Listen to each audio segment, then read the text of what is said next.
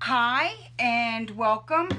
This is the vase that I painted to match the dresser. I used the same I got this at Goodwill, and it was, if you can see way down in there, sort of a browny bronzy kind of a color, kind of old world looking, and I painted it with DIY crinoline, and then it was waxed with Dixie Belle Van Dyke Brown wax. It was top coated, I believe, with Junk Monkey banana peel matte finish, and then I put just a little bit of copper on the details.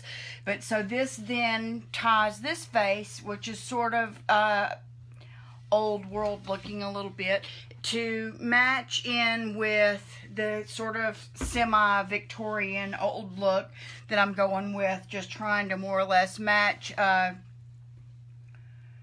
quilt my husband got me at, what do you call it, Cracker Barrel, that I really love. And we're redoing the bedroom in sort of a muted teal color called Peacock Plume from Sherwin-Williams. We're doing the trim in Divine White, which is very similar to this. The furniture that was in there was black. I've now painted it in these same colors, crinoline with Van Dyke Brown wax.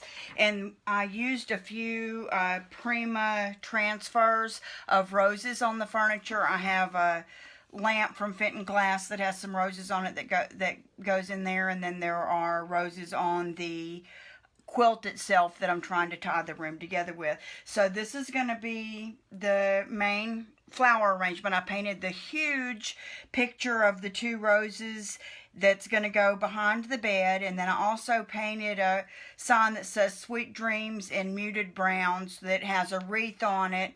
It has Sweet Dreams in teal, and then it has a little bit of cotton on it. So the things that I got today to sort of tie all that in together, I went to Hobby Lobby, and this came out of, this is cotton that came out of their whatever they call the section that has the real dried stuff in it. I have some Pussy Willow sticks. These are what are going to be establishes our height.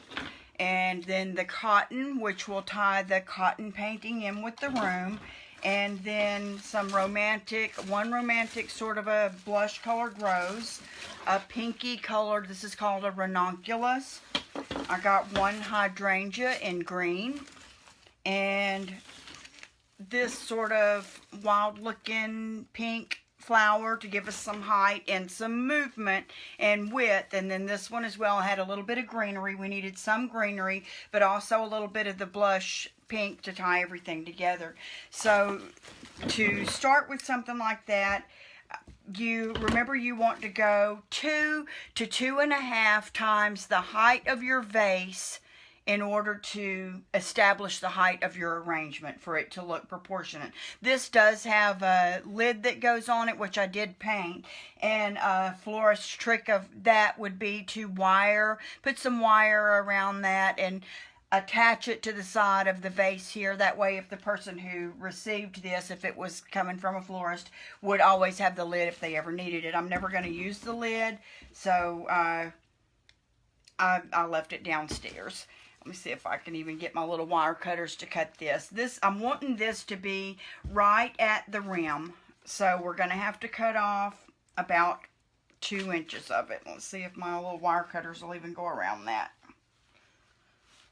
So you want your focal point flowers or something big and beautiful. This would be if you were going to use a bow. You could put the bow in place of this. I don't want a bow on this arrangement, so I just cut a little bit off so that this will just come right to the rim of my arrangement. It's going to leave these nice beautiful leaves to come over it a little bit. I probably could have even went 1/2 inch shorter, but that's what we're going to go with. Now the next, this is the most important focal point flower. This is the rose, and it's gorgeous. And we are going to have it come maybe 4 inches above the hydrangea. So let's see where we would need to cut that at. Probably about right here. So we're going to cut about 4 inches, 4.5 inches or so off of that. And this is where the eye will be drawn in the arrangement. This is the most important flower of the entire thing. So I spent more money on this flower probably than I should have, but rather than buy, none of them were on sale today. Well, the dried ones were, but like no bushes or stems or anything like that were on sale. Now your flowers have what are called a face, so we want them to be facing forward with their most beautiful side forward. And these roses were in several different sizes, but I wanted the really large one because I knew it was going to be my focal point. The next most important flowers here are the ranunculus. I gave bulbs of these in my daughter's wedding to everybody as part of our wedding gifts. Now these are going to go a little above and in between the hydrangea and the rose to give a little more color there and establish the focal area. Let me start because I can always cut a little bit more if I need to. But they are absolutely gorgeous as well. Very Victorian and romantic looking flowers. Okay. I'm going to go ahead and place the cotton in. And you could cut these off individually to put them in. But I'm going to just go for it just like this. The height of this is about not quite 2 times the vase. So that's going to be perfect. And this is going to fill in just sort of some depth back behind our main flowers. So it's going to sort of ground everything and give everything because of the dark color and the thickness of the cotton balls themselves. It's really going to sort of weight it and give it, you know, so that it's not too light and airy. It's going to give it just a little bit of something, something. So let's see if we can tilt that up now that we're getting a little taller.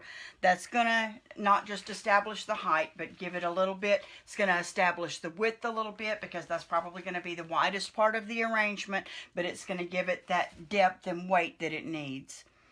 Okay, now we have our fluffy, springy thing that's going to give it a little more filler and a little more springiness off to one side, a little more excitement to it, and I'm just going to tuck it in there. These could be done individually if you wanted to. If you were going, if it was important to you that this be symmetrical, you would want this same exact thing on the other side.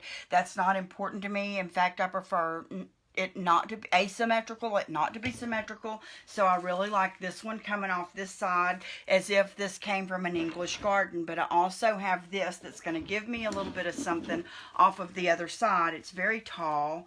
I don't want it to go past the height that's going to be established by the pussy willow actually. But let me see if I can cut this down just a little. And then I'm measuring it. That's exactly right. So we're going to tuck this in behind our main flowers, but in front of our cotton. I think it just went right out the back. It did. But we want to bring a little more light and airiness sort of mixed in with the cotton and toward the arrangement. And have that come forward just a tad. So see, how this leans is going to give a different look to your arrangement. I could have it lean off to one side and have it do like this and make it a little more symmetrical. And I will have a little bit of it come off that way. Or you could have it leaning forward to give a little more excitement to this part of the arrangement. Or you could have it leaning backward if you were so inclined.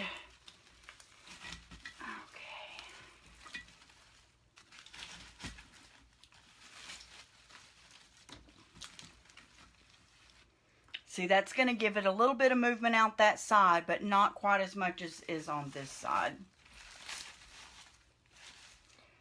And then we have the pussy willow, which establishes the main height. One of them has a whole bunch of little blooms on it. I want to make sure that I get to use that one. And that's our most important one. And I'm going to stick it right in the middle. And then just look for the ones that have the prettiest top from there. I'm going to cut off about 1/2 inch because we want this one to be a little bit shorter than that one. You can always vary by how deep in the arrangement that you put it at this point. If your measurements aren't as accurate as you would like them to be. We're going to cut probably 3 inches off of this one.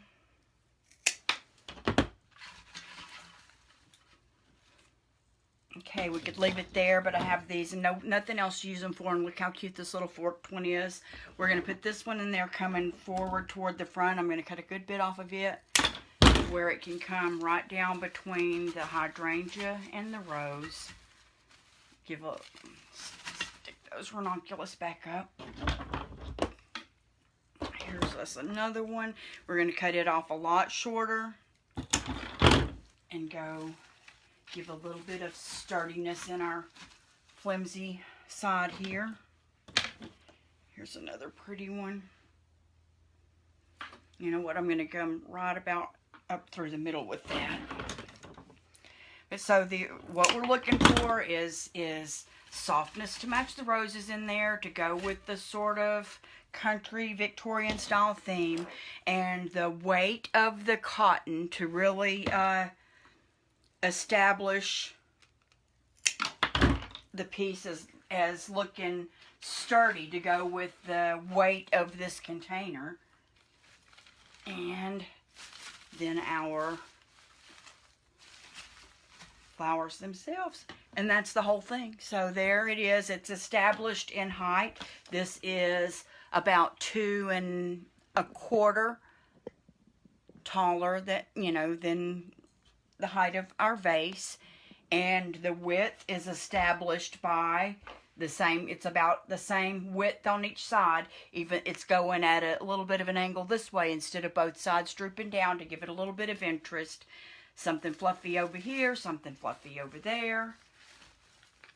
Even though it's asymmetrical, because these aren't the same, it still has a little bit of movement here. These can curl, a couple of them have them curl back around toward the vase. That gives a little bit more interest. There you go. I think it's gorgeous. I think it's perfect for what we need for the room. And that's going to tie the cotton into the romantic roses. And the vase is going to tie the whole piece in to match the furniture. And it looks like an old country English garden, which was our goal. And here's what we have left over. And where will we stuff it? Right there. How about that? There you go. And there's the second one. Same thing. So, I hope you enjoyed that. I hope you go and grab some flowers and try to tie together 2 pieces of artwork, or something like your bed coverings and your wall art, or your furniture and your pieces together. And this is an easy way to do it. Thanks for joining me.